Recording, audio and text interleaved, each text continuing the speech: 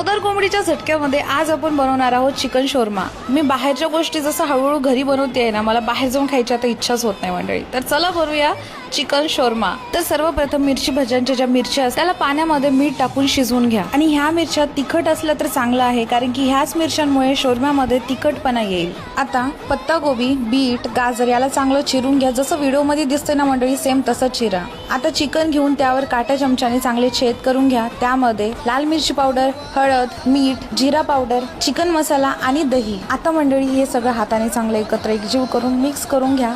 त्यानंतर 15 मिनिटं मॅरिनेशन साठी ठेवून टाका। आता याला कमी गॅसवर गरम तेलामध्ये चांगलं फ्राय करून घ्या, एकदम क्रिस्पी। त्यानंतर चिकनचे चांगले छोटे छोटे तुकडे करून घ्या। आता बस यामध्ये मंडळी मेयोनीज टाका, खूप सारा टाका, चांगले एकत्र एकजीव करा। आणि त्यानंतर एका मैद्याच्या पोळीवर पत्तागोबी, गाजर, बीट, मिरची आणि आपलं चिकन। आता या सगळ्यांना चांगलं बटर पेपर